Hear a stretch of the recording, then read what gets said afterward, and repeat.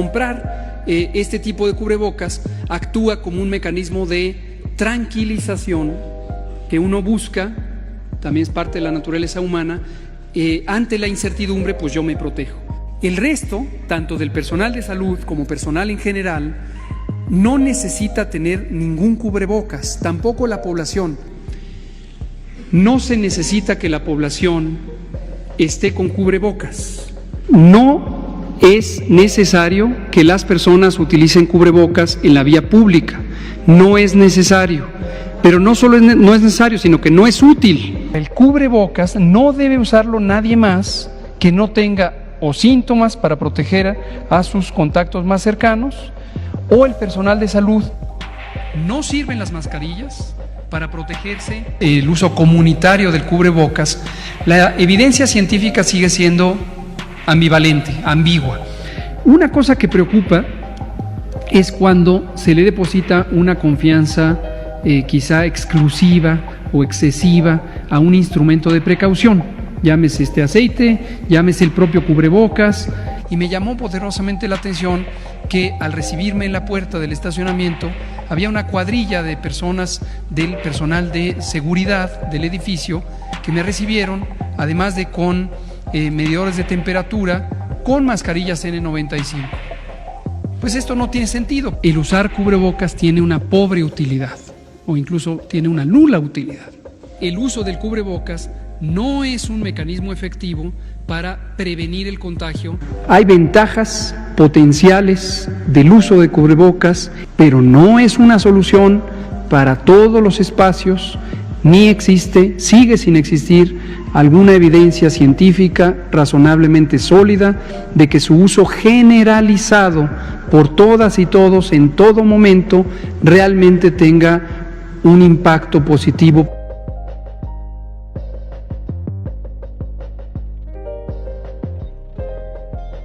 Yo creo que la evidencia es clara.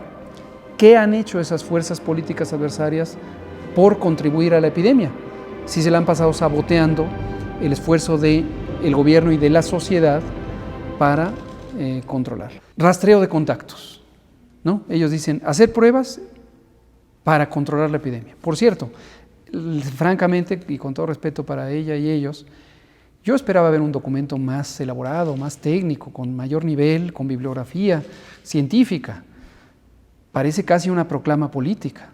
Y estimamos con un método que hoy consideramos relativamente simple, comparado con los poderosos y sofisticados métodos que hoy tenemos a la mano con las comunidades científicas de matemáticas.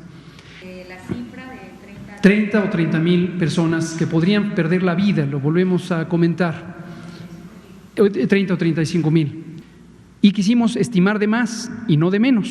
Entonces consideramos punto 5, punto 1, punto 2, punto 5, o sea, punto 0,5, punto 1, punto 2, punto 5, 1 e incluso 2. Y en ese intervalo tuvimos un conjunto de números que presentó el doctor López Ridaura en una ocasión aquí cuando habló del proceso de escalamiento hospitalario y la procuración de insumos. El mínimo era 6,000, otro escenario era 8,000, otro era 12,500, que lo presentamos en una conferencia de prensa el 27 de febrero, allá en Lieja, en la Secretaría de Salud, y teníamos así hasta 28,000, que se redondea a los 30,000, e incluso un escenario muy catastrófico que podía llegar a 60,000. ¿Cuál de ellos es el real? La respuesta es: todos pueden ser reales en distintas condiciones. La verdad, ha sido un seminario de conocimiento sobre cómo cuidarnos frente a esta pandemia.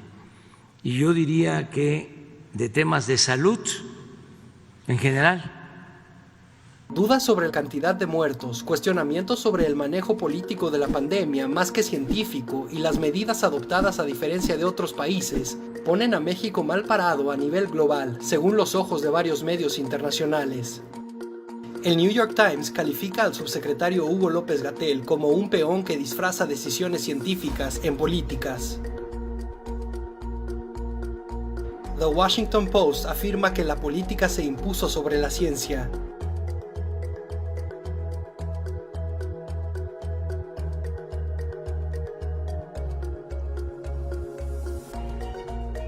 The Wall Street Journal cuestiona las cifras oficiales de muertos.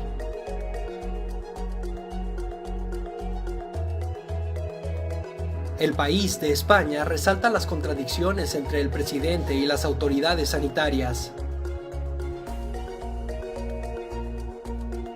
The Economist es directo y sostiene que México fracasó en la estrategia para contener la propagación del virus.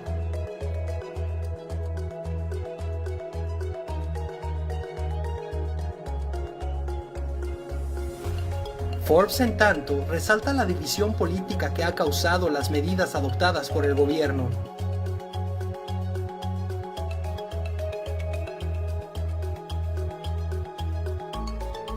Mientras que Financial Times apunta que el presidente resta importancia a la pandemia pese al creciente número de muertos.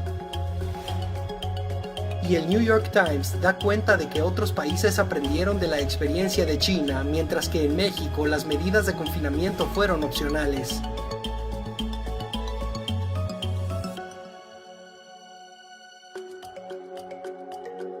A 5 meses de emergencia sanitaria y en el umbral de 60,000 muertos, así nos ve el mundo. Así escriben y cuestionan el manejo de la pandemia. ¿Tú qué dices? Nosotros casi no odiamos, solo odiamos las noticias falsas. Y fíjese que Albert Einstein decía que existen dos cosas infinitas, el universo y la estupidez humana. Pero que del universo, decía Einstein, tenía sus dudas. Aquí hay una declaración temeraria, por no decir criminal, sobre lo que podría ejemplificarse como estupidez humana en términos einsteinianos. Porque decir esto que van a escuchar ahora, cuando estamos metidos en medio del pico de una pandemia, realmente es una estupidez. Por favor, oigan esto.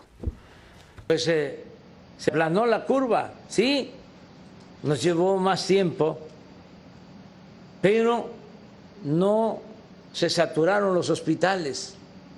No ha habido casos de saturación de hospitales. Nadie se ha quedado sin ser atendido. El gobierno mexicano ha reiterado que todos los enfermos de COVID-19 han recibido atención médica. Sin embargo, de acuerdo con un análisis de la revista Forbes, la atención médica no ha sido la adecuada. 8 de cada 10 mexicanos que murieron por coronavirus no fueron intubados ni tuvieron un ventilador. Según el artículo ¿Por qué están muriendo tantas personas de COVID-19 en México?, cerca de 52,000 personas murieron sin haber tenido acceso a un tratamiento que pudiera salvarles la vida. Este análisis, realizado con base en cifras de la Secretaría de Salud, muestra que solo el 27% de los pacientes intubados sobrevivieron.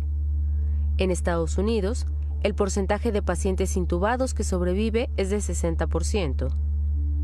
Además, en Estados Unidos, un paciente de COVID-19 pasa entre 9 y 16 días en terapia intensiva.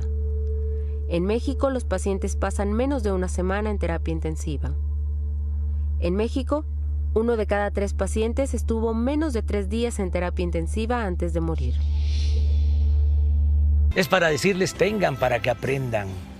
Lo de la suspensión de fondos y fideicomisos, todo ese dinero que estaba suelto, disperso, sin control. Entonces, todo eso que se ahorre nos va a dar más posibilidades de tener recursos suficientes para que no falte la atención médica y los medicamentos gratuitos. Habrá un amplio programa cultural. Se recuperará la memoria. Así fue. Cuestionar al presidente López Obrador, criticar al presidente López Obrador, es traicionar a la patria. Neta. El compañero presidente López Obrador es pendejo. Tómenla.